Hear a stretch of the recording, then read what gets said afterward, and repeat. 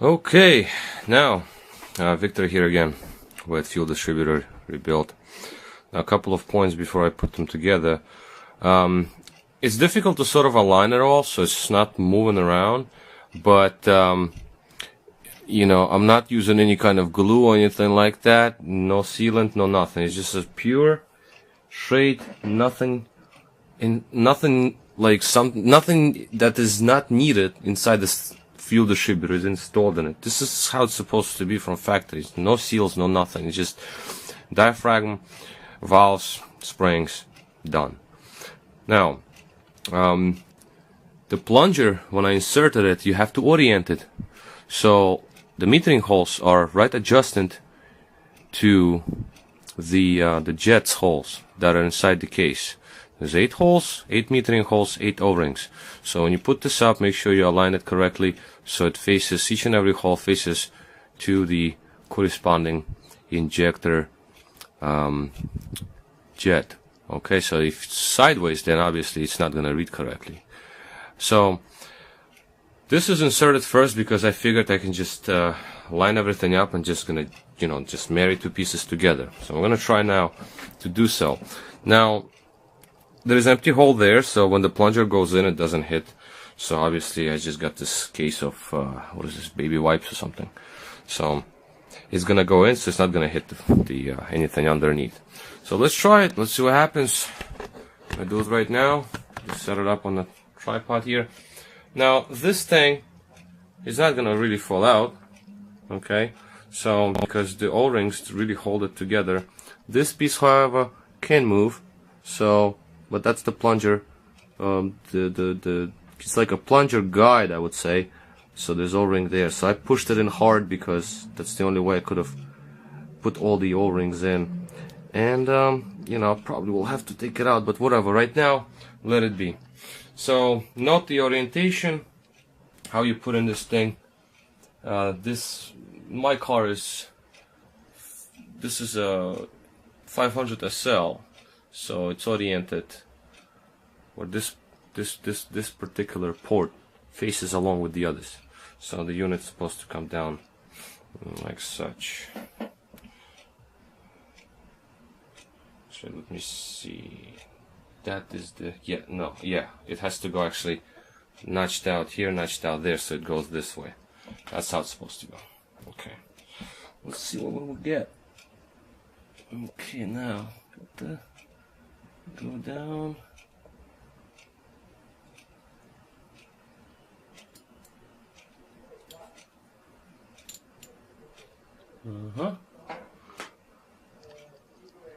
Yep. So it's mated, and I heard all the springs move, so they got into their corresponding openings. Diaphragm, they shifted slightly, it's no big deal. I don't see it being a problem. Now I'm looking through ports, want to make sure that they're closed, and I can see that white metering disc through, and I do see them. That's very nice. So it appears to be, just gonna wiggle it a little bit, just make sure that they sit in, and should be good to go. Just let it like sort of settle down.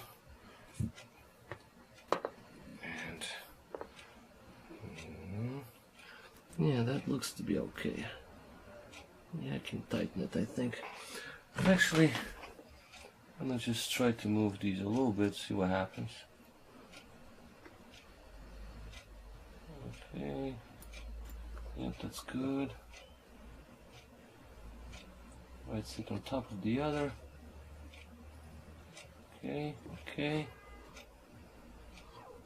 Oh, hey, this one is off. This one is off a little bit. Let's see, that I saw just now, this is off, so I gotta move it in to the position. Let's see, come on buddy. Raise it up slightly. There. Now There, that's centered. Okay, this one is in, centered. Double check on this. Yep, that's fine. This one is fine. You can tell the spring is in its groove, in its place. That's in. Okay, so yeah, so this seemed to be all in place. I'm gonna push it further now.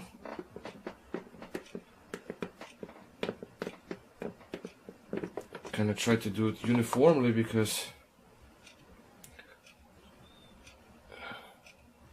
plunger comes out. I guess I'm gonna have to put lots of force, or maybe even use those screws to actually press it in together, because it's very difficult. So, or I'm thinking maybe I should just lubricate it a little bit. Maybe that's gonna help slightly. It'll go into that O-ring. Let's see if I can push it down. There you go. Honey, I'm home. And this is nice. A little bit of lubrication helped to join them together. Everything seemed to be nice. Okay. Now there is this nut here that goes together with the fuel distributor. So from what I remember, when I would tighten it, the guide for the plunger would have been flush. So what I'll do right now is, well, I'm gonna leave it on, but I'm going to check the plunger, of course, too, to make sure it moves nice and free. Yeah, it's very nice. Very nice. Okay, so what I'm gonna do next is I will actually put a couple of screws so it stays in place.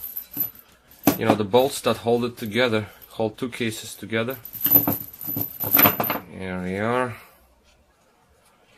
Sorry for like the way I'm making this video. It's kind of not easy to do such a job with video being made at the same time.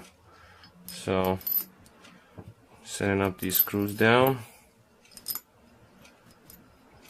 I'm gonna just tighten them up slightly.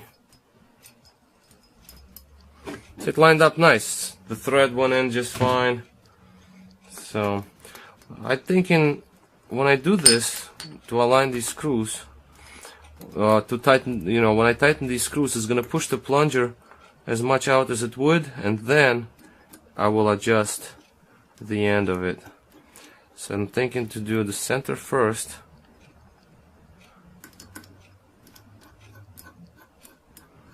Okay. So I'm just not tightening them right away. I just wanted to kind of like when you tighten the wheel, just go sideways, like as much as turn pattern you can do, get out of this. But it's going down. It's going down well. I think that's about it. Okay, so oops, the surface doesn't matter as long as you don't damage the ring internally. Oh yeah, it matters. Now, so I'll just set down 4 bolts, and next thing I'll do, because in reality I'm gonna tighten this nut, and when I tighten this nut I see that the plunger case is not flush. Also, the guy who tried to rebuild this first took out a little shim. There's supposed to be a shim so the nut would not unwind itself, so he took it out. So now I have to compensate for that as well. He never installed it back. So what I'll do is I'm gonna just go on top thread only, like such. Then I'm gonna pull it slightly like such, and we'll tighten it a little bit. See what we get in terms of the height. Now remember, I have to compensate for that shim that he never put in, so I'm gonna make it come out just slightly more, but Plunger moves nice. Very nice, actually. Like it. Very smooth. So, and that's the stop, because I would assume the shim, because I remember I took it apart before mailing it. I remember how it was. The shim would have been like such, and then the plunger actually would be a little more flush. So I can do is I can take the screwdriver, and maybe I can move it. No, I can't, too tight, and I don't want to scratch the shaft, so I'm gonna open it up again slightly, and then I'm gonna push it in a little bit. There, that should do. I'm gonna put the nut back on. I'm not gonna tighten it yet. I'm going to put it in the car right now. I'm gonna try to start the car, see what we get out of it.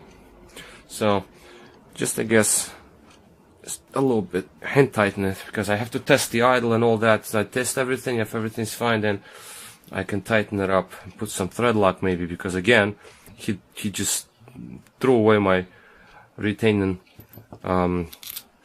shim, and without the shim you cannot set up the height, and when you take it all apart first you have to record the height. So I don't know if he did that or not, and so I had no reading, because I thought that would be done professionally, but you know, the previous by my previous videos, you know what happened to this thing.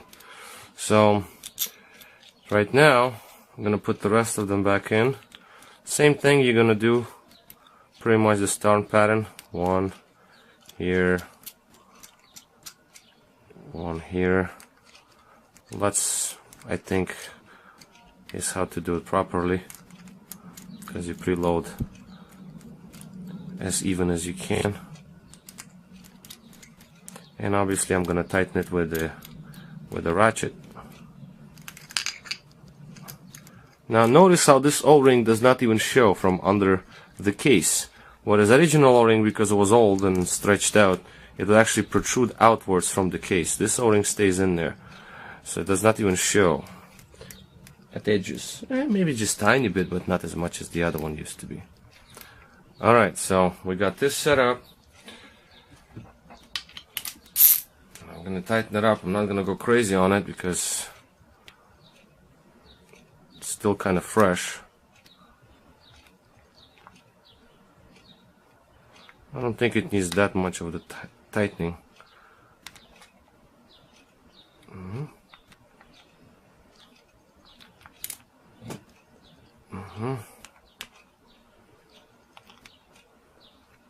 It's aluminum, it's going to expand, I'm sure of it. And then it's gonna be slightly larger. Okay, now I'm gonna just go over them all. One more last turn. Whatever, quarter, like 1/8 of a turn or whatever. So I know they're all tight. See, like this one wasn't tight.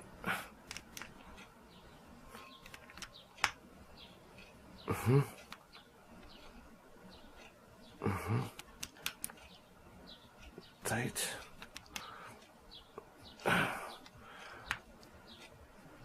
Okay.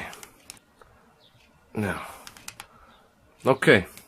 So this is it. I mean, this plunger moves nice. I also have to replace one of these inlets for one that has a screen. There's one inlet that's supposed to have screen in it, so double check if it's nice and clean, and crush washer also. So I'm gonna clean it up, determine which one has that screen, and off we go to install it on the car. So next part coming up soon.